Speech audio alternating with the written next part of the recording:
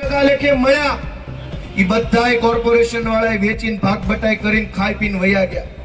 પણ સુરતમાં તમારા આશીર્વાદ હતા તો એકેય પ્લોટ વેચાવા નથી દીધો. પ્લોટ તો પડ્યા છે. હવે અમારો મેયર બેહાડો તો એ પ્લોટમાં નિશાળ બનાવવાનું અમારું એક સપનું છે દોસ્તો. તમારા આશીર્વાદથી સુરત મ્યુનિસિપલ કોર્પોરેશન દ્વારા ગુજરાતના ઇતિહાસમાં પહેલીવાર 50 બેડની હોસ્પિટલો વોર્ડ દીઠ બનાવવાનો નિર્ણય લેવો પડ્યો. અને વરાછાની અંદર 50 બેડની સરથાણામાં અને પૂણામાં હોસ્પિટલો મંજૂર થઈ. 30 વર્ષથી ભાજપ છે, કાં હોસ્પિટલ ન બનાવી. જેવા બોથામાં 2 હાવણા છૂટા માર્યા તરત બુદ્ધિ ઠેકાણે આવીને 50 બેડની હોસ્પિટલો બની. આ વરાછા વાળાને મેણા મારતા હતા, રોકેટ કહેતા હતા. આ કોઈ દિવસ આપણા બ્રિજ હારા ન હોય, આપણું એક સરકારી કામમાં બ્યુટિફિકેશન નહોતું થતું. ગંદા ગોબરા બ્રિજ, ગંદા ગોબરા રોડ ભલે હારો નથી, પહોળાઈ બરાબર નથી, પણ આખા વરાછાના તમામ રોડ રસ્તાઓનું બ્યુટિફિકેશન તમારા આશીર્વાદથી આમ આદમી પાર્ટી આવ્યા પછી થયું દોસ્તો. નકર ગંદા ગોબરા રોડ પડ્યા હતા, બધા બ્રિજની નીચે પોલીસે પકડેલા ઠોઠિયા પડ્યા હતા, અને એની હેઠે બેફામ માણસો રેતું ગાંજો વેચીને મજા કરતા. તમારા આશીર્વાદથી આમ આદમી પાર્ટી આવી, આખા વરાછામાં બ્યુટિફિકેશન થયું. દોસ્તો વિપક્ષમાં હતા, એટલું બધું લડાઈ ઝઘડો કરવો પડ્યો, એટલો બધો સંઘર્ષ કરવો પડ્યો, એટલી બધી તાકાત લગાવવી પડી. અમારા માણસોને જેલમાં પૂર્યા, અમારા માણસો પર FIRઓ થઈ, કેટલાક લોકોને ડરાવી લલચાવીને ભાજપમાં લીધા, અમારા પરિવારોને હેરાન કરવાની કોશિશ કરી, અનેક મુશ્કેલીઓ પડી. તેમ છતાંય પાછું પગલું ભર્યા વગર આજે અમે જનતા માટે લડાઈ લડી રહ્યા છીએ ને અહીંયા છાતી કાઢીને ઊભા છે દોસ્તો, કારણ કે તમારા આશીર્વાદ અમારી સાથે છે. અનેક મુશ્કેલીઓની વચ્ચે લડાઈ લડીએ. આશા એટલી જ છે કે તમને એમ લાગે કે આમ આદમી પાર્ટી વાળા કરે છે એ સારું કરે છે. ભણેલા ગણેલા માણસો છે, વિચારો સારા છે, વિઝન સારું છે, કામ કરવાની ધગશ છે, એવું તમને બધાને લાગે તો એક વખત મારા વડીલો બધા અમારા હાવણાના નિશાન પર 4 ઉમેદવારને મત આપીને વિજય બનાવજો એવું તો તમને વિનંતી કરું છું. અને આ એવા માણસો છે, આ હું ધારાસભ્ય બન્યો, હું આખા ગુજરાતમાં રખડું છું, મને બધા જોવે છે. કોઈ માણા ધારાસભ્ય બને ને એટલે 4 ડઝન MLA ગુજરાત લખેલા પાટિયાનો ઓર્ડર આપી દે. પછી એના ભત્રીજાને, ફયુને, ફુવાને, વેવાઈને, જમાઈને, ડ્રાઈવરોને, પીએને બધાને ગાડી પર MLA ગુજરાત લખી નાખી દે. સોસાયટીના ગેટ ઉપર, દુકાન ઉપર, રાજુ પડખે રહેતા 4-5 જણાને 3 ડઝન પાટિયા છપાવે. હું ધારાસભ્ય બન્યો એને 1 વર્ષ થવા આવ્યું. તમે મારા ફેસબુકમાં, ઇન્સ્ટાગ્રામમાં, ટ્વિટરમાં, ગાડીમાં, મકાન ઉપર, દુકાન ઉપર ક્યાંય તમે લખેલું નહીં જો ગોપાલભાઈ સિક્કા પાડે કારણ વગર. કેમ કે શક્તિ જનતા આપે છે.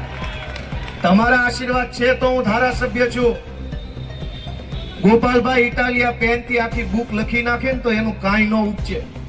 પણ તમે મને મત આપો અને ધારાસભ્યના લેટર પેડ ઉપર 4 લાઈન લખું તો ગાંધીનગર ધણધણી ઉઠે. એ શક્તિ મારી પેનમાં નહીં, તમારા મતમાં છે.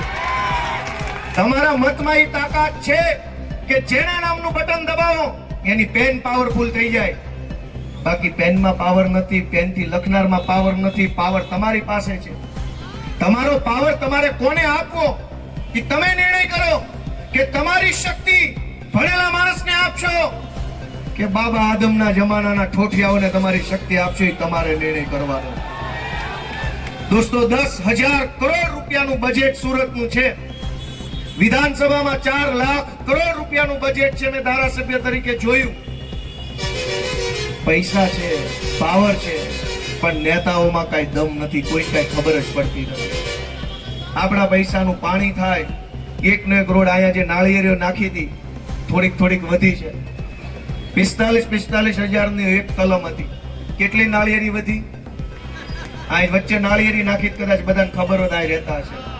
45,000ની એક નાળિયેરી. આપણા ઘરે ક્યારેક કોક માંદું પડ્યું સફરજન લાવવા હોય તો 4 વાર વિચારવું પડે સફરજન લઉં કે નહીં. અને આ લોકો બધું જ બેફામ પૈસા વાપરે છે. ભ્રષ્ટાચારે એવડી માજા મૂકી છે. મને એવો પૂરો ભરોસો છે કે ભ્રષ્ટાચાર ઓછો થશે ને તોય અત્યારે આપણે જે કમાવું પડે છે ને એના કરતા ઓછા કમાશું ને તોય સારું જીવન જીવી શકીએ ને એટલી વ્યવસ્થા છે અહીંયા. આ ભ્રષ્ટાચાર થાય છે એટલે ગમે એટલું કમાઈ તો પૂરું નથી પડતું. પૈસા ઘટ્યા જ કરે. શું કામ? ભ્રષ્ટાચાર જ એટલો બધો થઈ ગયો છે કે બધી જ વસ્તુમાં ભ્રષ્ટાચાર. હું તમને છેલ્લી એટલી વિનંતી કરું છું કે અમારી જે કઈ નાની મોટી ભૂલ થઈ હોય તો તમારા સંતાન ગણી, દીકરા ગણીને માફ કરજો. અમે લડાઈ નથી છોડી. અમારામાંથી કેટલાક લોકો છોડીને ગયા, પણ અમે તો નથી છોડ્યું. અમારી હારે ખોટું થયું છે, અમે તમારી જેમ ભોગ બનનાર છીએ. અમે પણ પીડિત છીએ, જેમ તમે પીડિત એમ અમે પીડિત. પણ અમે રસ્તો નથી બદલ્યો. અને તમને જો એવું લાગે કે આ રસ્તો નથી બદલ્યો એટલે આ માણસને આશીર્વાદ આપવા છે તો હું 2 હાથ જોડીને કહું છું કે એકવાર અમારો હાવડો બધા મોટા વરાજામ દબાઈ દેજો અને બધાને કહેજો. અને છેલ્લી વાત કે આ 4 જણા અમારા ઉમેદવાર બેઠા છે, ચારેય હોશિયાર ભણેલ ગણેલ યુવાન વ્યક્તિ છે. આ ચારેય ચૂંટાશે તો ગોપાલ ઇટાલિયાના નેતૃત્વમાં કામ કરશે. આખા ગુજરાતને ખબર છે કે આના નેતા, આ ચારેય વ્યક્તિના નેતા મનોજ સોરઠિયા અને ગોપાલ ઇટાલિયા છે. ભાજપમાં ચૂંટાશે તો એના નેતા કોણ? પાટીલ, સંઘવી. સેનાપતિ કોણ? આ અમારા સૈનિક. એનો સેનાપતિ અહીંયા ઉભો. ભાજપ વાળાને પૂછો કે કાલ ચૂંટાઈ જાવ તમારો સેનાપતિ કોણ? 8 પાસ ને માજી બુટલેગર ને આવા લોકો. દોસ્તો, સેનાપતિ કઈ ખારો પસંદ કરજો. હું આ 4 ઉમેદવારોનો સેનાપતિ હું છું. તમારો દીકરો ગોપાલ ઇટાલિયા એડવોકેટ છે.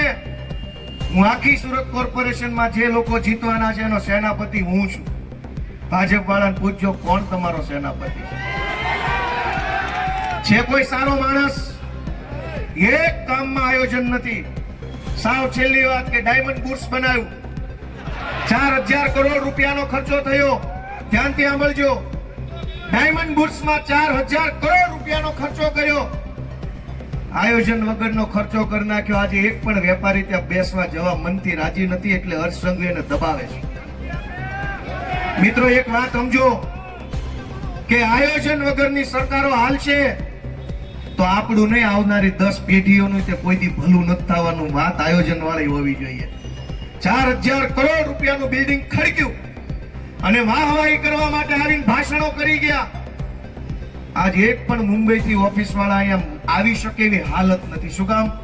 ખાલી બિલ્ડિંગ બનાવવાનું ન હોય, ઇન્ટરનેશનલ એરપોર્ટ જોઈએ, ડાયરેક્ટ લંડનની, ડાયરેક્ટ દુબઈની, ડાયરેક્ટ અમેરિકાની 25 ફ્લાઇટો જોઈએ, 5 સ્ટાર 7 સ્ટાર હોટલો જોઈએ, જ્વેલરી વાળા બધા ઇન્ટરનેશનલ જ્વેલરીનું ટ્રેડિંગ કરતા હોય એવા માણસો અહીંયા જોઈએ.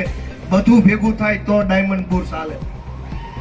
કોણ એને સમજાવે? 8 પાસો ને કાકા બધું લાવવું પડે. એકલો હીરા વાળો નો હાલે. જ્વેલરી વાળો જોઈએ, વિમાન વાળો જોઈએ, હોટલ વાળો જોઈએ, રેસ્ટોરન્ટ વાળો જોઈએ.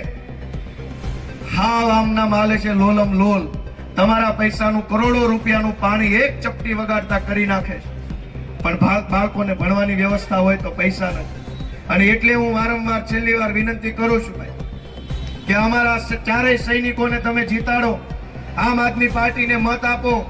આપણો આ નવો વિકસતો વિસ્તાર છે, છેક ત્યાં વેલંજા સુધી. આ નવા વિકસતા વિસ્તારની અંદર પોળા રોડ પહેલેથી બને, પહેલેથી ગટર વ્યવસ્થા સારી બને, પહેલેથી પાણીની લાઈન સારી બને, પહેલેથી સ્ટ્રોમ લાઈન વરસાદી પાણીની લાઈન પહેલેથી સારી બને તો જીવનભર તકલીફ ન પડે. પહેલેથી સારું બનાવવું હોય, હજુ શહેર આગળ વધી રહ્યું છે, પહેલેથી સારું કરવું હોય તો સાવરણાના નિશાન ઉપર મત આપી અમને વિજય બનાવો એવી મારી વાત સાથે આ બધાય ઉમેદવારો વતી હું આપ સૌનો હૃદયપૂર્વક ખૂબ ખૂબ આભાર વ્યક્ત કરું છું.